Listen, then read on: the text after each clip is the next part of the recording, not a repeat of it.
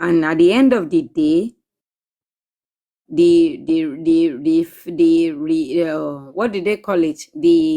The return that you were giving to us, you said that day that your security was the same security that was covering Arifa. Are you trying to say that Arifa did not get any security that day?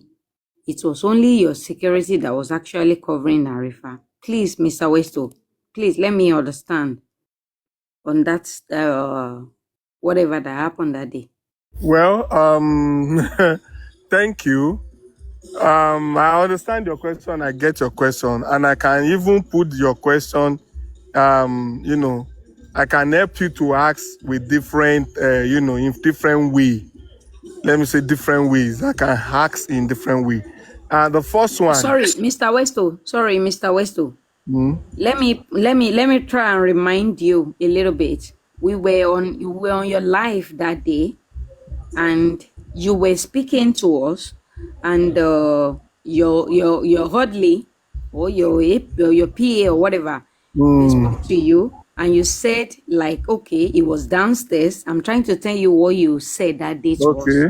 It was downstairs, and you said he wants to go and buy food. Okay. I remember. Don't worry. I remember everything. Let me just. Okay, fine. I'm trying to remind you.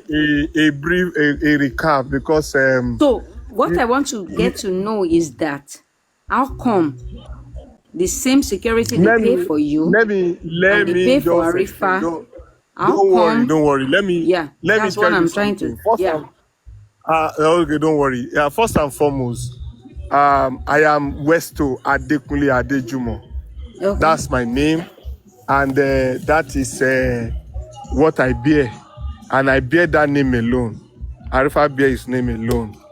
For everything I've been doing at the Corona inquest, or before or after, or during Corona inquest, I hold myself responsible, and I take responsibility for everything I do, including my TFA, my security, in terms of looking after my coordinators, my PA, people that goes with me, and so on and so forth.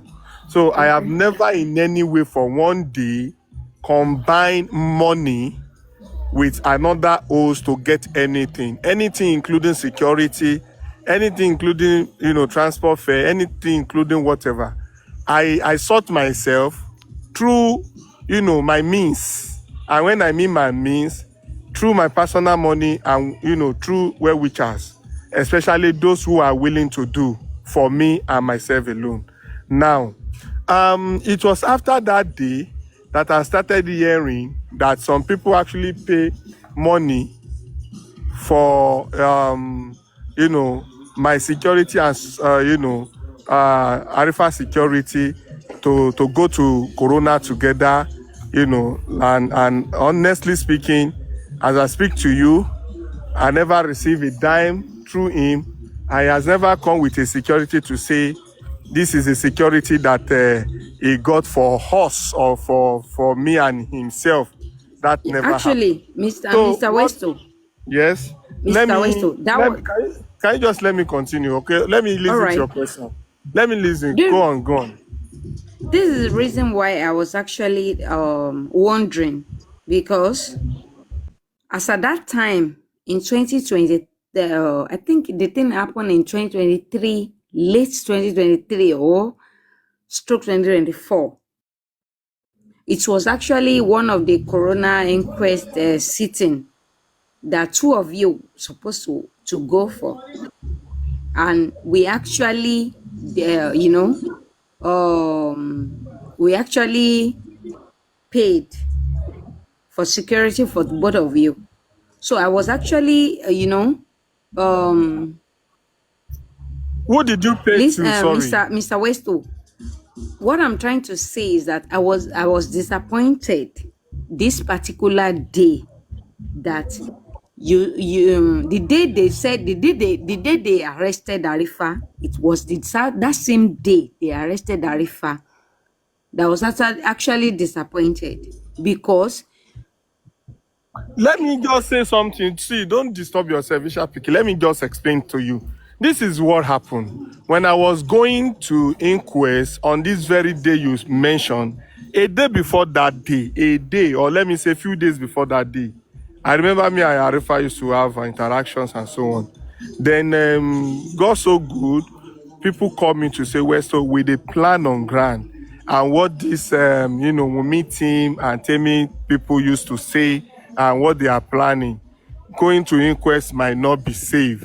Even if you have to go with security, full one.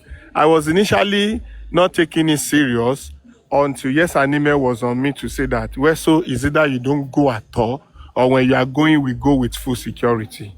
And some people started making arrangements for me to say, okay, how do you go about it? The money I was charged for security was so much. I called Arifa and I asked Arifa, how about your security? Point blank, he told me that he is his own security on his own because he has taken some lubu that, he told me he's not going to do security, that he has his own lubu. That is what he told me. That òun ti fi nǹkan kan wẹ̀, òun ti ṣe gbá, òun ṣàwò pé sí nǹkan tó ń fẹ́ ṣe security kankan, pé security ara òun lòun. That's how he said it to me on the phone. And I said, really? No, okay, no problem. So when he said that, I could not disturb myself again. So I just proceeded to my physical defense, and I put God in it, that God, I'm putting this effort together for myself. You are the Alpha and the Omega that can crown this effort for me. When you make effort and you call God, God knows how to bless your effort. That is what I do. So on that very day, when I got to court, before I got to court that day, I was calling and he said, okay, he's preparing, he's coming, he will join. Later when I enter, I didn't see him. I was worried. I kept calling. At the point, it was not picking. Even when I was doing live, some people were like, oh, Westo, hope you guys are safe. What of Arifa? I said it on live that I've not seen him. And it got to a time we're about to start. We're already in the court. We're already sitting. And I just called again. And I had him saying that, where am I? Hold on, let me lie and do my Westo. And I had him saying that it's close by. Guys. Hold on now. Don't be serious. Mama, get your master. I want sensitive thing. Come, Mama, lose thought me any soon. Please. When he called me that he's around, that is coming, that I should come and join him, I said, oh, let me go and pick him. So when I come out, I asked him, Arifa, where are your security? He said he doesn't have. I said, anyway, these are the people that are with me. And he said, me ò mind. Timbale ra nǹkan fún wọn. Kashe dada, someone koma worry. I've settled that with them. I don't even need anything. I just want to introduce you to them so that, in a way you can be covered. But I don't like the fact that you are coming without any security. And I took him there. And I told them that, please, it's my friend, we are together. Let me, let him be protected with me. On my own, I did that for a friend. Even when we finished that day, when we were going, Moti fẹ́ gbé body, I didn't see him. I was once saying, hold on, where is Arifa? Because I noticed the premises, the environment, I see the kind of tension everywhere, and I don't know why you will come and say you have lubu, you did not even, want to protect yourself. I went with soldier, a team of military with uniform and the rest. They followed me with their ammo colored van, fully armed, about 8 of them. Now, you cannot now say that you have lubu. And when we got there, when we entered, he was even the one saying, oh, shake him out, sorry, go on. Go.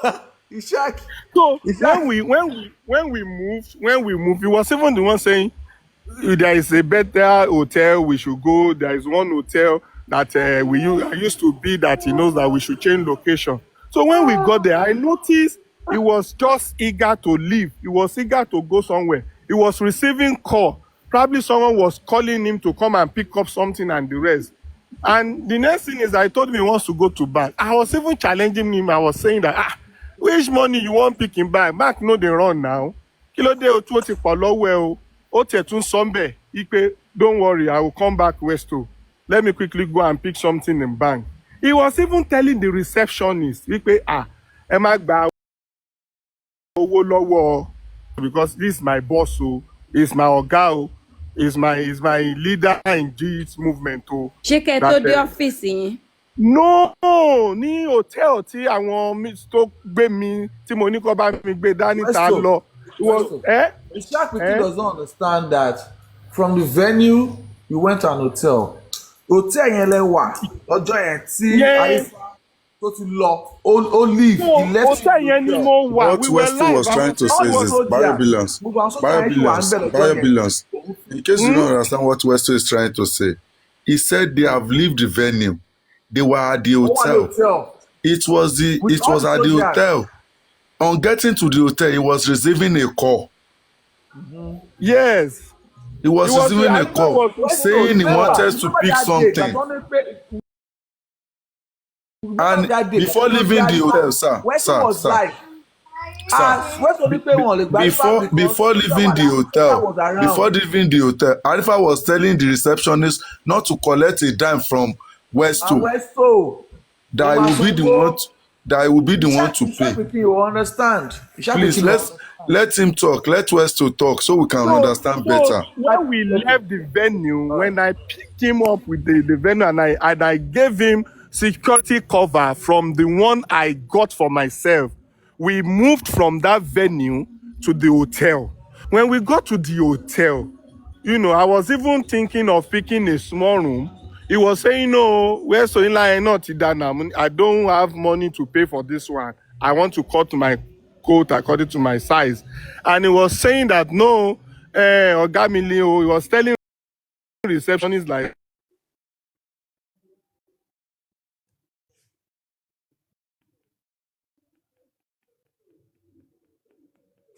mounted everywhere. And they were fully, armed, and they were telling me no shaking. Here they had nothing will happen. And Arifa was also there. So first thing first I want to clear is that security was gotten by me and for me alone. So any money Arifa received for security for me and himself was not even, I was not even informed, let alone of getting covered from that. Nothing was even given to me. I did not even know. I was not even aware. That's the first point. Hold on. The second thing. Hello. Oya Mungbo, bye. Westo. Oya Mungbo. Yes. Ọjọ́ tẹ́ ń lọ fún corona inquest yẹn. Mungbo. Ṣé ń gbọ́ mi? Mungbo. Tí wọ́n get security fún ẹ̀yin, tí wọ́n tún get fún Arifa. Mo get security fúnra mi through my process, through my connection. Ẹni sùúrù Westo, ẹni sùúrù. Okay. Ẹni sùúrù. Mo ń sọ̀rọ̀ táìmù kí náà ń pè bọ̀bọ̀ yìí ná spending. Yeah. Táìmù spending lọ̀rọ̀ yìí tí mò ń sọ yìí o. So corona inquest lẹ́ ń lọ fún. Wọ́n béèrè security fún ẹ̀yin, wọ́n tẹ̀lé béèrè fún Arifa.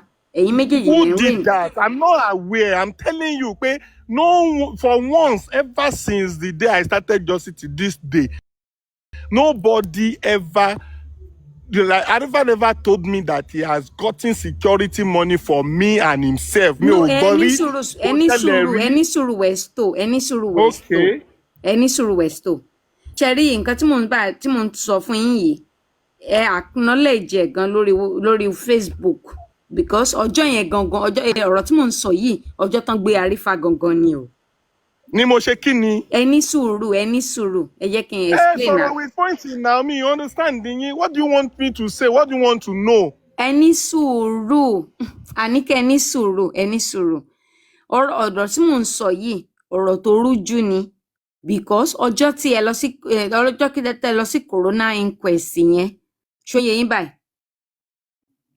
Wọ́n fún yín ẹ̀yin gangan ẹni security. Ọjọ́ yẹn gangan ẹ̀yin lẹ come online tẹ́ sọ wípé wọ́n ti gangan lẹ ń bá wa sọ̀rọ̀ lórí Facebook.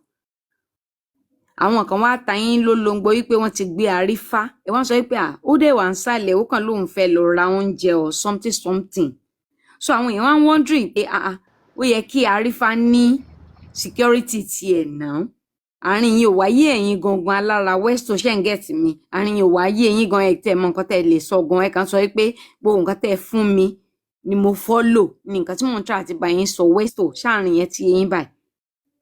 yé ẹ̀yin gangan lẹ ń da gbogbo ẹ̀rú mo dẹ̀ fẹ́ ṣàlàyé fún yín dẹ̀ understand ẹ̀yin gangan lẹ ń da gbogbo ẹ̀ papọ̀. Okay. ẹ̀yin nobody ló provide the security fún anything ẹ máa gbọ́ ẹ jẹ́ kí n kọ́kọ́ ṣàlàyé nǹkan kan fún yín kò sí nǹkan tó ń jẹ́ combined security when it comes to movement security yín ò lè protect me kò possible security mi ò lè protect ẹlòmíì they can only extend a hand of fellowship tí situation bá worse ìtàn pátápátá if they must protect one ẹni tó háyà wọn no ma focus lé lórí because they have to deliver that person. So since I have this orientation, kí lẹ̀ ń sọ náà? Ṣé kí n máa sọ̀rọ̀ mọ́ ni? Kí lè tó fi jẹ́ pé nǹkan tẹ́ sọ lẹ fẹ́ kí n establish when it is not correct? Ẹni sùúrù kẹgbọ́n nǹkan tí mo fẹ́ sọ náà. Ẹ̀yin fúnra yín there is a prepare mind tẹ́ni tẹ́ẹ̀dẹ̀ fẹ́ kí n clear. Ṣé bẹ́ẹ̀ béèrè question ni ẹ fẹ́ kí n ṣàlàyé? Westo. Westo. Westo ṣe ń gbọ́ mi. Kí ló ṣẹlẹ̀ gangan náà? Westo ẹni sùúrù kò ń ṣe ẹ̀yin. Westo kò kí ń ṣe ẹ̀yin gangan. Ọ̀rọ̀ yìí ò affect yín. Ẹ̀yin kọ́ lẹ lọ̀rọ̀ ẹ jẹ́ kẹ́ni tó ní sọ náà. Ẹ ń confuse ara yín. Westo calm. Westo calm first. Calm. Ishak Pikin. Are you there, man? This is my talk. This is what happened. The security that went with me. Hold on, Westo calm, boss, calm. Westo calm first. Èèyàn máa ṣe ni pé tí wọ́n bá ti fẹ́ make a point ẹ máa ní kó calm. Nǹkan táwọn èèyàn bá wá gbọ́ tó bá wá kó. Sáfìyàn ni ẹgbẹ́ tó lọ̀rọ̀ sọ̀rọ̀ ẹ̀ náà. Àbí now.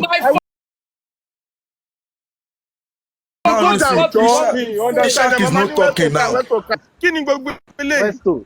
Westo, don't calm, but don't talk. Let her finish. There is nothing for her to finish. She's not. What she's saying is not right. Let her. What is she insinuating? What is she insinuating? Let us know what she is insinuating. What she wants to arrive in. What she wants to get from what is asked from Westo. That's what we want to know. Sherry, àtẹni tó ní kí n calm, àtẹni tó ní kí n hold on, àtẹni tó ń béèrè question. Gbogbo yín lẹ ń fọ ọ̀rọ̀ papọ̀. This is me here telling you reality. Tí n bá dẹ̀ fi kún tàbí mo fẹ́ yọ kúrò. Westo ẹ̀ ń get ọ̀rọ̀ wrongly. Kí ló ṣe máa sọ wípé wọ́n gbé security wá fáwa méjèèjì? Ta ló gbé security wá fáwa méjì? Mo gba security fúnra mi. The person that supported me to get that security is still alive. Ó sì wà alive, kò tí kú. The person that paid into the account of the security for them to follow me, ó sì kò tí kú. The officer that led the team to follow me, ó tí kú. Àníkẹ́ farabalẹ̀, nǹkan tí mo ń sọ kọ́ lẹ̀ ń sọ. Nǹkan tí mo mí kọ́ lẹ̀ ń sọ. Ishak Pikin, ẹ jọ̀ọ́, now please direct it to me. Ẹ jọ̀ọ́, ṣé mo lè make ara mi clear? Now please make yourself clear. Please direct everything to me. Don't Thank you very much. Let me just make myself clear in the next 3 minutes. Yeah, thank you. So far so good. Mo ń follow Justice for Mohbad látorí Facebook tó wá torí TikTok. Mo dẹ̀ bẹ̀rẹ̀ látorí Westo Adéjùmọ̀. Ọjọ́ tí mo dẹ̀ bẹ̀rẹ̀ lọ́jọ́ tí Westo jáde síta wọ́n lọ sí corona inquest. Ọjọ́ yẹn gangan Westo jáde wọ́n wọ suit black. Ó dà pé bí grey or ash colour ní sínú suit wọn. Ọjọ́ yẹn wọ́n dẹ̀ ń sọ pé gbogbo ẹ̀yin tí ẹ fún wa lówó láti get wa ní security o and all that o àwọn get security tàwọn o but ìgbà táwọn kúrò ní corona inquest o àwọn mọ̀ yìí pé bí wọ́n ṣe sọ ní ọjọ́ yẹn gangan wọ́n ní Àrífá wà nísàlẹ̀ àwọn wà lókè wọ́n give a speech fún àwa according to bí mo ṣe ń wo kinní yẹn lórí Facebook. Do you understand? And just like that, èèyàn kan wá ta Westo ní ológbó yìí pé wọ́n ti gbé Arifa. Westo was actually saying it to us because wọ́n tiẹ̀ cut off kinní yẹn online pé okay whatever. Wọ́n kàn ní pé am I there? Go on, ma. Westo kan sọ kinní yẹn online pé Arifa sọ pé àwọn fẹ́ lọ ra oúnjẹ wípé how come tí wọ́n máa gbé. wà nìyẹn kì í ṣe oúnjẹ wọn ló sọ pé òun lọ bank. I was on that live. Ẹni sùúrù mọ́mì, ẹni sùúrù mọ́mì. Mọ́mì ẹni sùúrù, èmi ń sọ bó ṣe ń lọ́njọ́ yẹn ni mò ń sọ ẹni sùúrù. Èmi náà wà lórí live yẹn. Àní kẹ́ ẹni sùúrù bó ṣe ń lọ lèmi máa sọ fún yín. Ẹni sùúrù wọ́n sọ pé Westo sọ pé Arifa sọ pé òun fẹ́ lọ get oúnjẹ. Èèyàn kan wá wọlé wọ́n wá ní pé Arifa sọ pé òun fẹ́ lọ wá owó ní bank or something like that.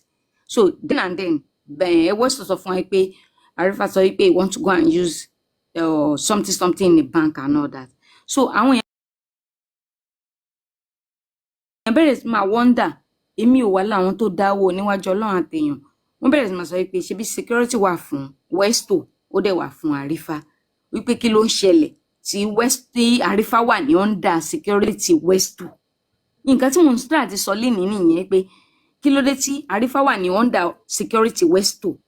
But to God who made me, nǹkan tí mo lè point out ní ọjọ́ yẹn ni pé Westo cover Arifa níjọ́ yẹn wípé the security that was actually covering Westo covered Arifa that day for the fact that of the people that actually pay for the security whatever for the coronavirus for the corona inquest that day. So but nǹkan tí mo ń try àti sọ tí Westo ń try tí wọ́n agree tí wọ́n disagree pẹ̀lú mi ń sìn ní pé mo ń try àti sọ pé kí ló ṣẹlẹ̀ lọ́jọ́ yẹn gangan ni nǹkan tí mo fẹ́ kí Westo tán wọ́n lẹ̀ sí. Táwọn then go against me. I'm not going against you, Westo. I'm not against you at all. Ó yẹ wá listen báyìí, ẹ jẹ́ kí n wá tàn mọ́lẹ̀ sí because even nǹkan tẹ́ sọ náà ó ti kọlura wọn. Understand? Ó ti yé yín ẹ wrong. Ẹ jẹ́ kí n ṣàlàyé bí tẹ́ ti wrong fún yín. Explain here. Please calm down so I should.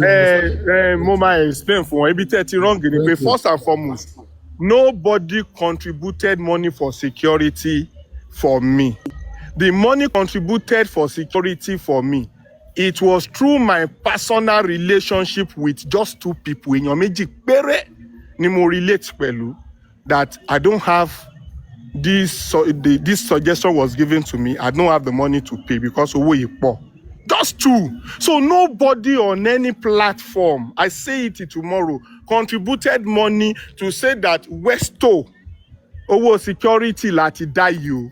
So where you now got it to say that mo acknowledge pé gbogbo tẹ́ ní kí n ṣe regarding security mo ti ṣe mi mọ ẹni tí mo sọ fún mi mọ ibi tí mo ti sọ mi dẹ̀ mọ platform tí mo ti sọ. But two, even when they said they contributed security money for Arifa, me I did not even know. Nobody even told me that. It was later ni mò ń gbọ́ wípé kí ló dé tí Arifa ò gba security pẹ̀lú owó tán dá fún un which I'm not aware of. Later ni mo ṣẹ̀ṣẹ̀ ń gbọ́ pé ó ṣe jẹ́ pé security Westo ló ṣe wá lọ ń protect Arifa kí ló tí Arifa ò dá gba security tara títí ẹ̀. That is the only area that is correct.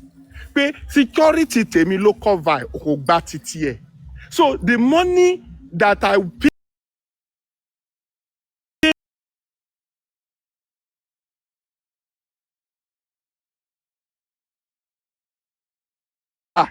I will support you to pay to them. As a matter of fact, Westo, can I tell you something? Yeah, go on. Ṣé mọ̀ pé ní alẹ́ ọjọ́ yẹn, òru ní ọjọ́ yẹn, ẹ wọ grey suit. Ṣé mọ̀ pé ọlọ́jọ́ yẹn gangan ẹ sọ pé I have my security and my security covered everybody. Nǹkan tẹ́ ẹ sọ nìyẹn mo wò lórí Facebook. If it's covering anybody, ẹni sùúrù. Anike kò ń ṣe pé Ani is not against you. Ẹni sùúrù. And you said my security covered everybody, but he did not tell me anything. That was a statement you made. Cherry, I check in sorrow me interruption me you What is she insinuating? What is she insinuating with that? You understand? Because checking explain. She's just mixing everything up. What are you insinuating with that question? I'm not insinuating anything. I'm not insinuating anything negative. You can be saying what you're saying. Westo ló lọ́rọ̀ òun náà dẹ̀ ló ń sọ nǹkan ẹ̀ fún ara. Cherry, Báwo lè ṣe máa ń mọ̀ ẹ̀jẹ̀ tó lọ́rọ̀ lọ? I was on that live that day. Ishaq pikin any suru. Cherry tẹ bá.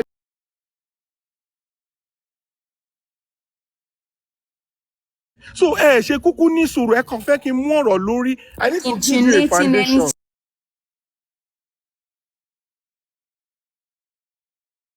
Gbogbo nǹkan tá a ti ń ṣe ní bíbá látàárọ̀ is for our own good. God knows. Ẹ jẹ́ kí n ṣàlàyé nǹkan fún yín. I am not insinuating anything negative, but if you want to put everything, no problem.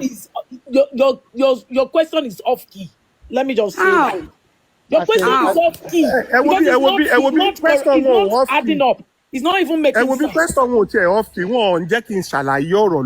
It's not making any sense. I don't even understand it. You are saying something, then it all one besh. He's saying it's not like that. You're claiming it's like that. Madam Ishaq, hold on. Ẹ jẹ́ kí Westo ṣe mọ̀ pé ẹni tó lọ́rọ̀ gangan ló fẹ́ dá yín lóhùn sìn ṣóyè yín mà. Ẹ jẹ́ kí ẹni tó lọ́rọ̀ dá yín lóhùn dáadáa. Tí ẹ bá jẹ́ kó dá yín lóhùn back and forth ni. Ṣé ti gbọ́? Thank God Westo is here. Mommy Moshino.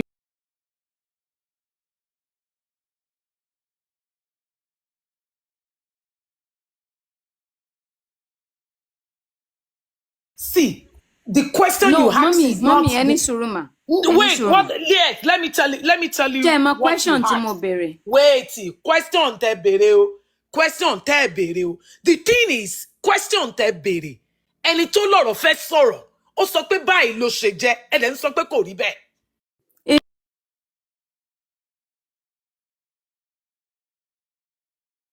I never doubted any of it. I was on that live.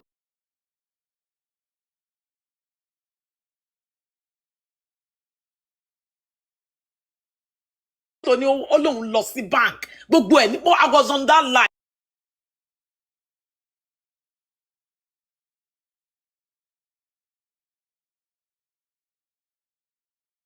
Let him talk. Let him explain himself. See, the reason why I'm saying this is àwọn kan wà lójú window. Tom mama time gbogbo nǹkan tẹ́ ń sọ because it's not making sense anymore. Yeah, exactly. Come on, man, come in, no ma pay, and you are dead and tenu. Mommy Moshino.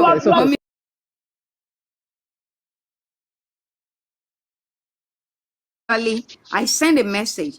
I say my question. I want to ask a yes or no question.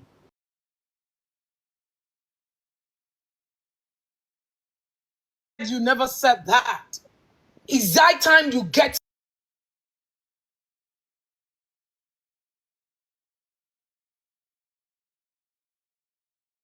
At all because your question is have I actually accused Westo? Hello, you are not Westo. Mommy Moshino, please hold on a second. Are you reasonable at all? In what sense? In what sense would they accuse Westo? Mommy Moshino,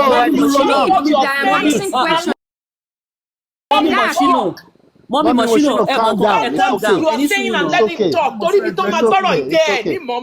Moshino, any suru. Hold on for now. Okay, let's go on. Now, Madam Mommy, Mrs. Ishaq Pikin, please. I don't know what you're trying to derive. To be honest, you've been going on for a long time. Nobody here knows what you're trying to derive at the moment. It's Westo is trying to explain. If you let him land, maybe you would understand better. You're saying it has nothing to do with him. It's nothing to do with Westo. Just ask the simple question so we can move on. You know, get to that point you're trying to get.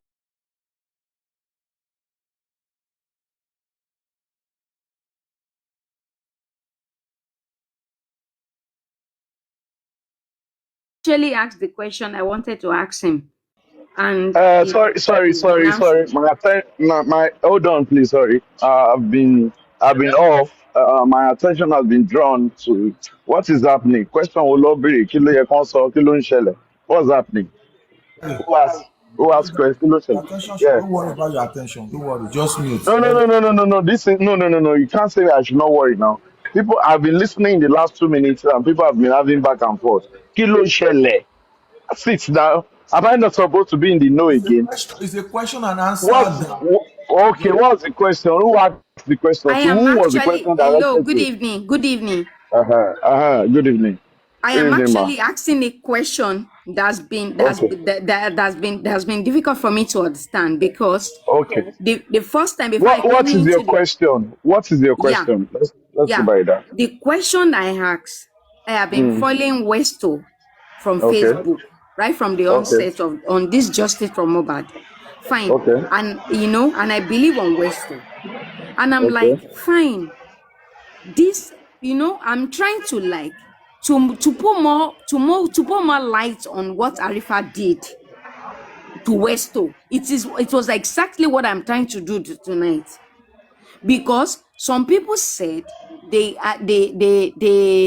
arranged security for Westo and they arranged security for Arifa. Please, nobody to cut me short, please. On the day they went for that corona inquest. So the day I was watching Westo, Cut you. We won't sit here. Hold on. Sit Hold on. back Hold here on. and Hold on. Hold be on. Hold feeding on. us Hold with on. Hold nonsense. on. Hold on now. I don't sorry you now. Hold on now. Please, I'm listening to you.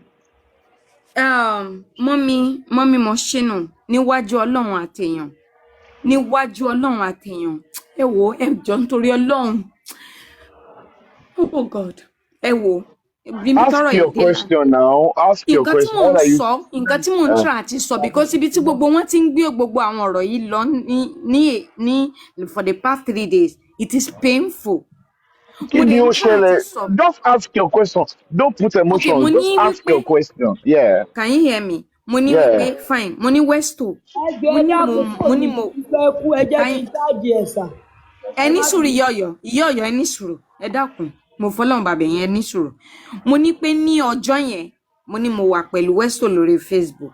Mo ní Westo sọ pé àwọn ṣẹ̀ dé láti corona inquest ní o, wípé Àrífà wà nísàlẹ̀. Westo dẹ̀ ń fún wa ní feedback nǹkan tó ṣẹlẹ̀ nínú corona inquest.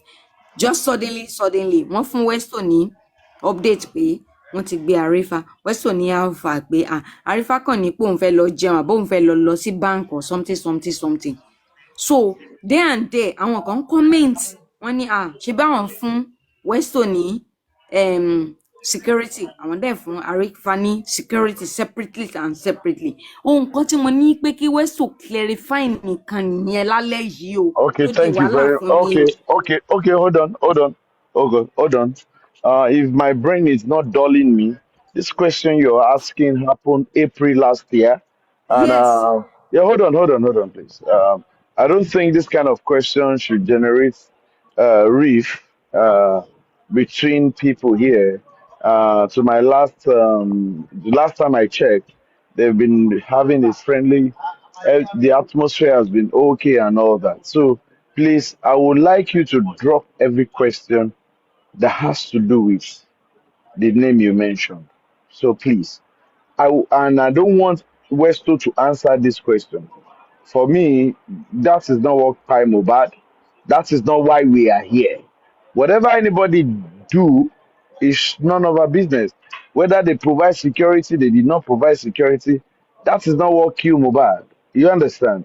So I would like us to stick to why we are here. Why we met on Black App is justice for Mobad. It's not justice for security that was provided for A or B. So I would like us, please, I'm very sorry if nobody likes the way I'm going, I'm just joining. If nobody likes the way I'm going tonight, I'm so sorry for that. I will not No, allow you're being accurate. yeah, I will not allow this to happen, please. So It doesn't make if you have any sense. So, discussion, we can go on. That is not what came um, about. Thank you. no, she has asked the questions, at the end of the day, and Westo tried to answer as best as he could. Because I understood what Westo said. He said, no security was gotten for Arifa. Now, who are the people messaging in comment section that basically got you to start asking about security? I don't know who those people are. Maybe you need to ask them, what they contributed, or they should show you receipts. I don't know, because Westo has already told you. Just Taylor, my Two people brother, I'm contributed. sorry to everybody on this platform. The same thing with Ishak Pekin. I am sorry for the way I spoke today. I have my reasons for saying all those things I said. Because tí wọ́n bá gbé nísìn, ọ̀rọ̀ yẹn ẹni tó bá ní pé Westo gbowó security lọ́wọ́ òun kán lọ yanjú ẹ̀ níwájú like Daddy Yoka yes, let them said. come out. No. Let that person come out and face Westo. Nǹkan tó pa Mohbad yes, tó I kọ́ máa paid gbé to you. nísìn rubbish náà máa bẹ̀rẹ̀ sí sọ ó dẹ̀ ọ̀rọ̀ yẹn Westo nìkan kọ́ ló máa bá gbogbo justice seeker pàrátà ló máa bá, and that is what she's not understanding. Ipe drop this thing ẹni tó lọ́rọ̀ wà ń bẹ̀ tó bá ṣe sọ pé ó rí, we should trust him enough to believe pé bó ṣe rí ló ṣe sọ yẹn. You don't question him. Only motion sọ pé what she's saying is gibberish. There are some things that Westo himself is facing that most of us that we are trying to listen and want to hear, we don't know, and he couldn't come out and tell us. He's facing it underground. Hello, John Tori Olong. I beg you in the mighty name of God. I never mentioned any money. Who is talking about money here? I'm not talking about any money. You said some money was sent to him. You said some money was sent to him. Which money? That was the reason why I said which account was the money sent to? Which money? Some money was sent to him. Where? You said one security from Westo. Not bad security. That's why. If I mention security, please. If I mention security, did I mention any money? No, not bad security. No. The security you're trying to say, was it free? Westo no ma kojú mọ́ ìbátúndà bàbá Mohbad tí ò mọ́wọ́ tí ò mẹsẹ̀ no ma kojú mọ́. Are you not wise?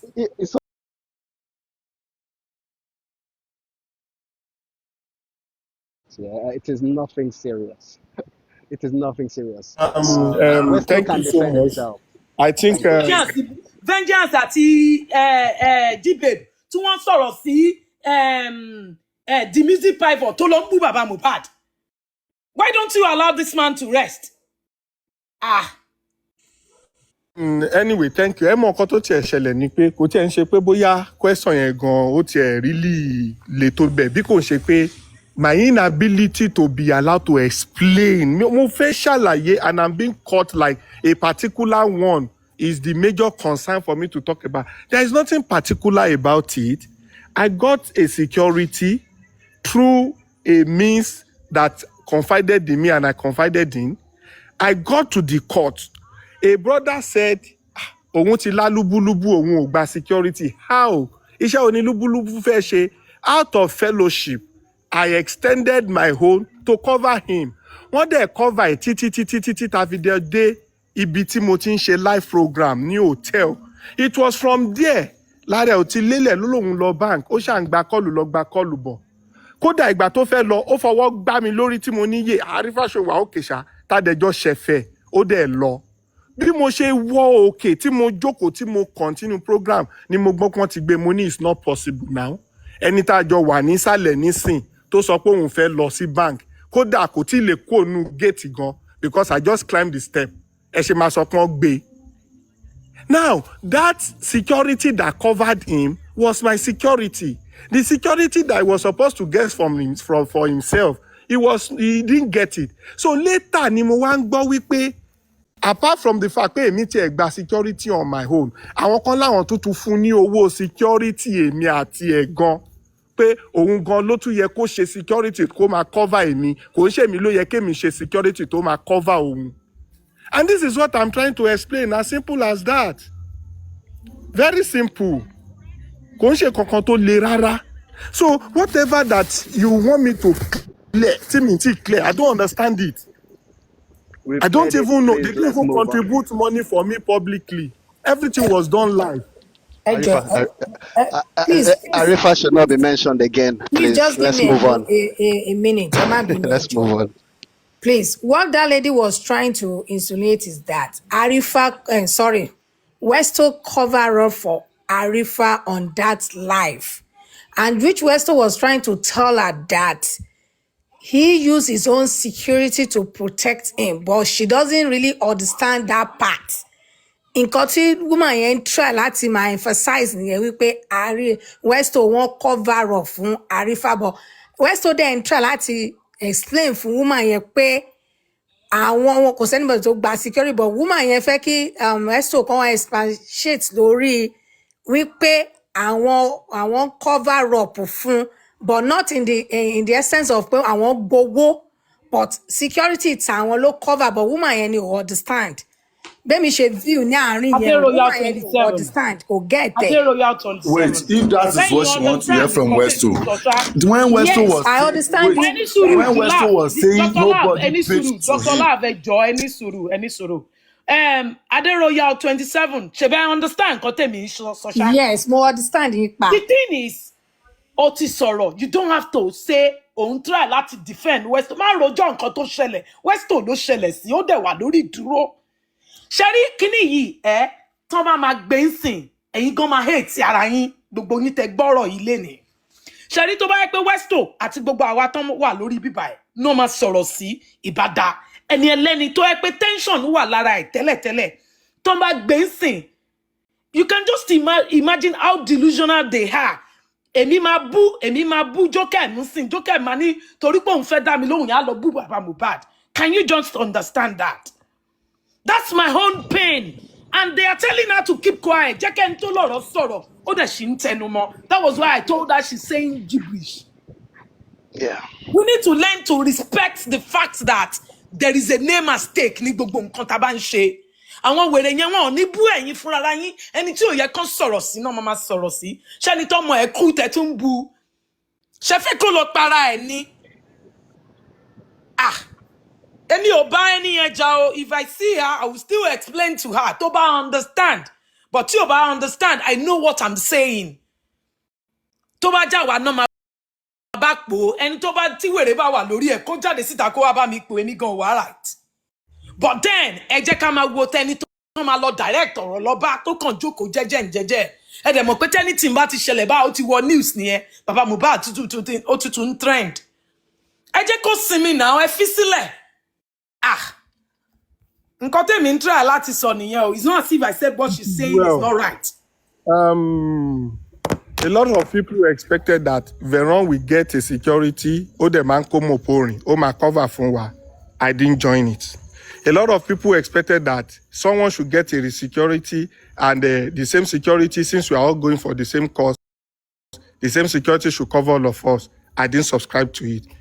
Once again, I got my own security, not even Mopo, not even police, soldiers. And when I get them, I ask a brother, Arifa, where are your own security or where is your own security? Only we pay òun ti lo nǹkan, òun ti fi nǹkan kan wẹ̀, òun tó lálúbúlúbú, security tó yùn òun ní security. Mo dẹ̀ ní, this is not a good thing for you. Kí ló kọ́sẹ̀? Anyway, these are my people. Let me just introduce you to them for you to be covered, which I did. It was live. After that day, after that one, Akpari inquest, mo bọ́ta. Àwọn tèmi ti fẹ́ move. Kódà àwọn boys tán tẹ̀lé mi lẹ́yìn tán fẹ́ gbowó. Àwọn sójà yẹn lé wọn sẹ́yìn. Tọ́ dẹ̀ ń béèrè lọ́wọ́ mi pé any other thing, mo ní nothing, let's move. Bá ṣe fẹ́ start mọ́tò mo ní, there is someone that I'm not seeing here. Where is Arifa? Ẹ bá mi gbé dání. And kò dẹ̀ pẹ́ síbẹ̀ lòun náà dé gìrìgìrì ó wọlé mo dẹ̀ ní we are good to go at the move. Then ìgbà tá a dé hotel mo bẹ̀rẹ̀ live. Bí mo dẹ̀ ṣe ń ṣe live tinú mọ́tò gan ni bá dẹ̀ ṣe ń ṣe live lọ I'm giving update. Mo ṣáà tó ń receive call òun ń bọ̀ òun fẹ́ lọ bá kí ló fẹ́ lọ ṣe dúró sí bí báǹkì ò sá lọ ó ṣáà ń lọ ó ń bọ̀ ó ń lọ ó ń bọ̀ ara ẹ̀ ò ṣáà balẹ̀ ó náà máa délé òun máa gbé ring light òun á padà wá bá mi. Ó dẹ̀ fọwọ́ gbá mi lórí.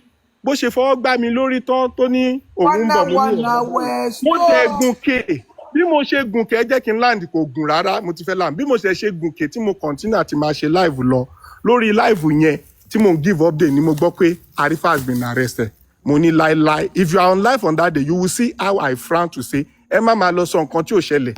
Arifa tó wà pẹ̀lú mi tó yẹ pé ìsàlẹ̀ lájọ wà ń sìn tó lóun fẹ́ lọ sí bank. Mi ṣọ́ọ̀gàn pó tí máa kó nu compound tí bá sì bọ́ sísàlẹ̀ gún yẹ kí n ṣe rí. How come tán fi gbé?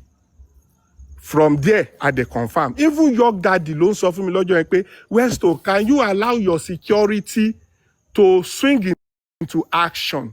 Táwọn sójà bá dé ibẹ̀ yẹn, tán bá jọ sọ̀rọ̀ military to military language, ó possible kí wọ́n release you.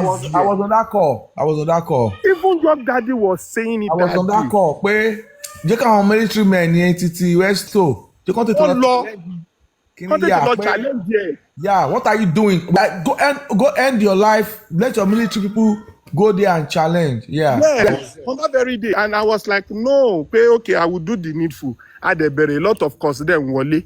A lot of people then pay. Kí ni way forward? Until someone suggested pé lawyer ló lè lọ.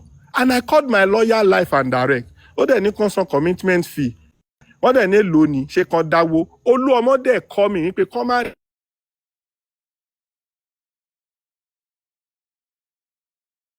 And kò dẹ̀ pẹ́ sígbà yẹn ni mo tún gbọ́ pé bọ́n ṣe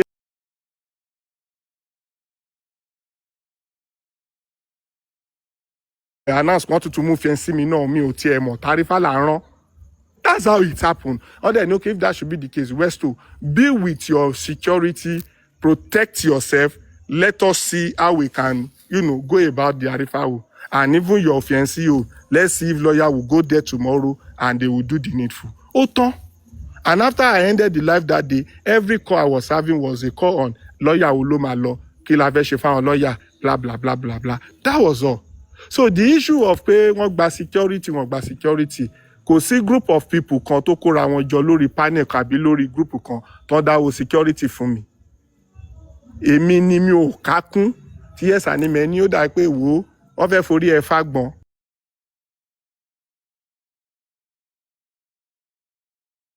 I confided in people to say owó tó fẹ́ gbà pọ̀, and I call one or two and they gave me the money willingly, not even on live.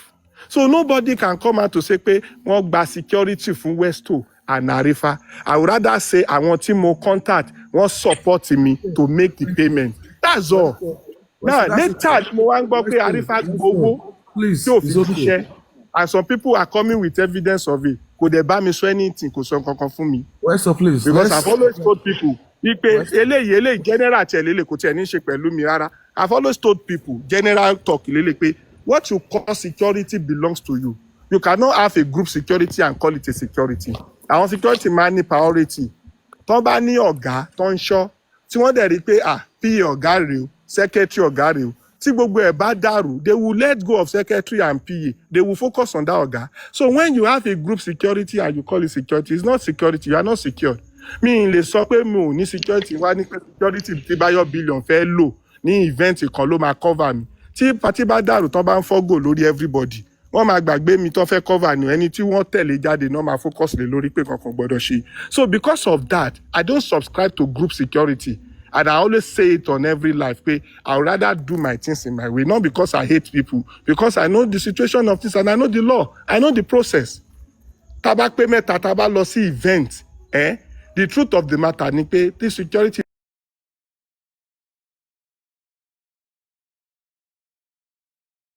person who normal deliver o. Àwọn tó kàn bá fara kó, hand of fellowship, only limitation when it comes to military rule. So that is the reason tèmi ò fi subscribe sí group security. Bẹ̀rẹ̀ náà ò ṣe, èmi náà ò ṣe. Arifa ló lóun ti lá nǹkan, òun ti lo kankan sára. So mo dey protect here out of love, fellowship, and that was all. Thank you. God bless you. Westo, thank you so much for that clarity. But Moschino, thank you so much for also stepping in. Mr. Titles, Dr. Language, everybody, thank you so much for coming in from Kudrat. Thank you so much. But what we should always remember that this person, Isha Pekin, is also one of us. She has a concern. She's not registering her concern properly. We will say she's not registering it properly, but we should remember that she's one of us. So because she's not doing it right today does not mean she's not one of us. Misha Peking, I understand that you are trying to clear one angle, but in the way you're trying to clear it, even yourself is not clear. You understand? So it is making it difficult for us to understand where you're going. It's not that people want to bombard or distract you or not want to answer your question, but I would not lie to you, even in your own clarity, people don't really understand you. But sorry about whatever has happened. Yeah. We love you. You're one of us. God bless you. As Mommy. in, the moral of the story is I'm labu labu sorry. or I want whatever to it use is. this medium to tell Isha Pekin that I am sorry for whatever thing I might have said. I never said she's not one of us. I just think she should be sensitive enough to understand where I'm coming from. Do you understand? And what people tá ń bá ṣe, wọ́n ní ìdábẹ́rẹ́ ajá. Do you understand? And if we really want to be sane, to be a sane person, do you understand? We should consider the name tó máa wà lẹ́nu wọn tó máa bẹ̀rẹ̀ sí ń sọ̀rọ̀. So for the fact that the man is just being strong doesn't mean kò sí limit fún man yẹn láti break down. Tó bá fa elastic, tó bá tó level kan, kò ní lọ mọ́. Do you understand? We won't want a situation tó yẹ pé a máa tì í débi pé ó máa wá sick àbí a máa wá lose ẹ̀. He's still the frontliner of the battle. So tí wọ́n bá ti ń sọ̀rọ̀ Aisha Pekin tó bá ti ń sọ̀rọ̀ tẹ́ ti ń gbọ́ táwọn èèyàn sọ pé ó tó ẹ máa jẹ́ kó tó. Do you understand? Kì í ṣe nítorí pé everybody bí ètí yín àbọ̀ fẹ́ cut yín short nítorí orúkọ tó máa padà jáde ó máa ń rùnyàn nínú. Ẹ má bínú, I'm sorry to have said whatever thing I might have said, but mo kàn ń wo from the angle that tó bá délẹ̀ àwa kọ́ ló máa kàn ẹni tó máa kàn nìyẹn. You know. Bless you, man. We appreciate you, man. Titus Taylor. Yes. By Mr. Billions. What's good? I know you have a lot of questions. How come you don't come about question? I don't have questions. You keep saying, that's why I came up when you said question. I don't have question. You know. You don't come to Baba's live. How come you don't come to Baba's live? How come you don't send requests? I'm busy, man. You're always busy. Most of the time, I'm catching up either at the end or after the live. You know, that's it. Titus, some people say the UK, she you gonna do like that? She biton wa she wale wa then. I don't know. Is UK the new heaven? Because I don't understand. It's becoming something else with people analysis things. Inferiority complex all over. People don't have standard anymore. I was listening to a platform today and say, ṣé mi tí mo ti lo 18 years ní UK, ṣé mi tí mo pé tí máa dúró gan òde dúró tí mo dúró sí àwọn like Ọlọ́run jọ̀ọ́, this is the standard now in measuring who is fit to speak about justice. And I also hear somebody say Titus Taylor ṣé nǹkan tó sọ yẹn ṣó lè sọ tó bá rí mi face to face mo ní Titus Taylor kẹ̀ jẹ́jẹ́ lọ́mọ Èkó ń lọ. Were you on a platform today that you misplaced or you lalubulubu? Hey, no. I know that lubulubu doesn't work. You know, I've learned that from the story we've heard today. You know, that's one lesson I've learned. It doesn't work. So, me personally, I don't know. I think you're referring to Aduke, if I'm correct. Yes, yeah, she was. I don't know what's going on. But you know that kind of person. That one can keep making noise, you know. She was basically doing ridiculous stuff on her live, and I just typed in the comment section that she was sounding mad. That's all, and set her off. Yeah, I don't have time for her, man. Okay, it's Friday night. We're all having fun. We're doing a game. We're doing a game where questions are asked and you answer. I don't have any question. You ask me a question. I can ask you. That's what I'm saying. I was just retracing. We're actually having a game where questions are asked and if you know the answer, you get a donut. Actually, it was love, 100 coin per question. But now we say okay, oh, it's like the questions are simple because everybody is conversant and they're up to date in justice. Can we go back? Or can we listen to music? Miami Moschino. You can ask a question, like we can listen to music, Nemo. èyí tẹ́ bá ṣe ni o. Ẹ jẹ́ ká I'm gbórin just here. díẹ̀, tá I'm bá just here to gbórin díẹ̀. enjoy the live. Anyhow it Mokin Ade goes. Royals, thank you, ma. Thank you very much, ma. It's all good. And Ishak Pikin, tẹ́ bá ṣì wà ńbẹ̀, I am so sorry, please. I'm sorry. I am not like that. I am not like that. Mi ò kàn lè stand gbogbo rubbish táwọn èèyàn ń ṣe ni. Ẹ jọ̀ọ́, ẹ má bínú. I'm just happy that a lot of the noise is reducing a little bit. It seems like they have started to focus on something else. It's a friendly noise. That was Ishak Pekin, in any way that I might have said something that might get you offended, I'm sorry as well. I wasn't like that as well. Thank you so much, guys. God bless you. We appreciate you guys. God bless you guys. God bless you. I appreciate Ishak Pekin. It's all one love. I mean, it's still one love. It's just that it's coming in different way. Thank you so much. God bless you. Can we ask questions for answers for donuts, or can we play music? That's still, you sure you don't get question when you want to ask like this? Ọjọ́ weekend. Play music first. Play music first. So